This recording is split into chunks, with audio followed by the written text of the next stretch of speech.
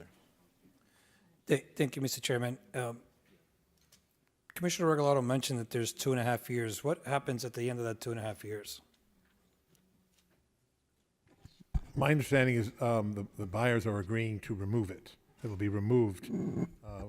I think, in fact, it was said there by the individual who spoke on behalf of the association. The agreement is that the facility would no longer be there. Okay, so then within that, what's the sense of urgency to do it now if we are throwing this word, eminent domain, which to me is very, it's a tough pill to swallow right now, in a special meeting when we're taking someone's private property away and we're doing it in this type of meeting right here. It's very dangerous, folks. So what happens? Can we do the process of eminent domain at any point, or does it have to be right now? Well, I'll defer to Miguel and the legal team. The process is not as neat as it sounds. First of all, what my understanding from the law is we are required to make a formal offer. We are required to get an appraisal. So we do have to go through the process of negotiating with the purchaser, the seller or the owner. If that process fails, we at least have met then the minimum requirements to then, at that point, file for an eminent domain proceeding. We would deposit with the court the price that we think is a fair market value. Now, one of the things why I think the timing is important, we actually have a transaction that is current. We know what an interested party is actually paying as market rate price for this property, which is $180 million. If it closes and we go a year and a half down the road, we don't know the extent to which they'll entitle that property with things that will drive up the cost. Perhaps they transfer away parcels of it. Perhaps they make a covenant that goes with the land that says it has to be removed. I mean, things could happen while we don't own it that could impact, A, the cost significantly of us acquiring it, and the rights that we might acquire. So that's why the timing, in a sense, is just ideal to do it. So we're pretty much telling them, either you sell or we're going to take your land from you. Yes. Yes, The answer I is guess yes. that's being candid. I mean, that if this is truly a necessity for the operation of our port and meets, I believe, the definition of a public purpose, I do.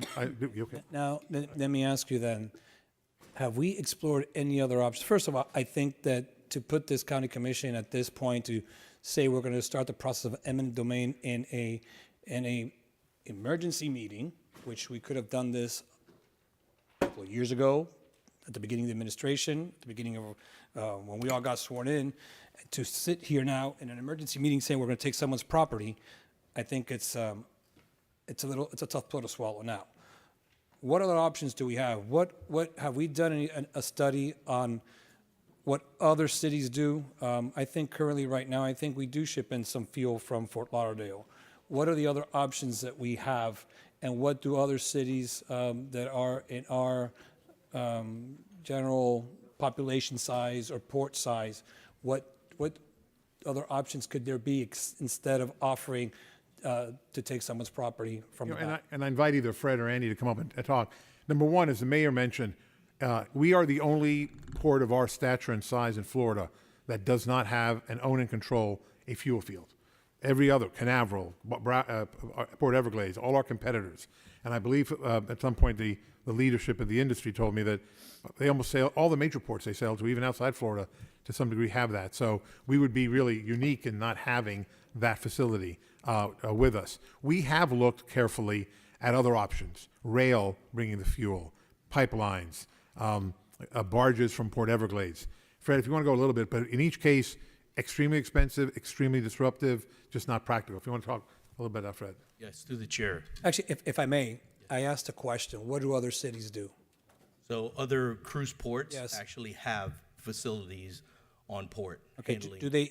do other cruise ports, do they ship and do they have any other way of bringing in fuel to their ports? Is it just they all have it there? It's all there, sir. No other port does anything All Florida cruise ports have fuel. in the United States? In the United States, they have different models, but all major cruise. You see, this is, I know, but this is what question I'm trying to get to. I understand what you want to try to accomplish, and I admire you for that. But I'm asking a question, and you're trying to give me an answer based on Florida, you know, but I asked a question, what do other ports of this size, what do they do? Do they have other mechanisms to transport fuel in? You said no, they all have fuel ports in our size, and you're addressing Florida. My question now, let me be more detailed with it. What do other ports in the United States of America that are comparable in size, what do they do? Do they have a mix? Do they have other ways? Do they transport fuel in? And so forth. Because my understanding is that we do ship fuel in from Fort Lauderdale right now. Is that not true?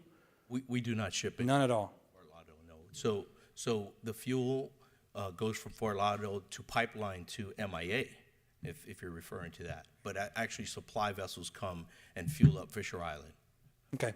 So what other types of what do the other ports do?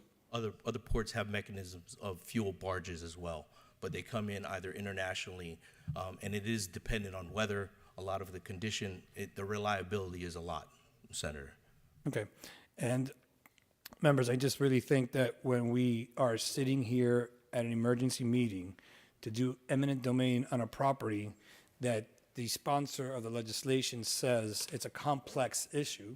I'm glad that my attorney to my right here, Commissioner Gilbert, doesn't think it's that complex, but she's thinking it's very complex. I don't think it's fair to any of us, lay individuals who are not attorneys, to sit here and try to decipher this and say, oh, let's go ahead and tell the county, either negotiate with a property owner, private property owner, and if they don't negotiate, we're going to take your property away because this is just what we need to do. I understand the urgency, but we're talking about, we have 2.5 years left, that I think that we should go through the proper channels in addressing this issue instead of calling it a meeting right before the budget hearing, which I signed on it, but I thought it was going to be a little bit less complicated than this. So I want to listen to everyone else, but I think this issue deserves a little more vetting than just sitting up here and saying we're going to force someone to take their property away. Thank you, Senator.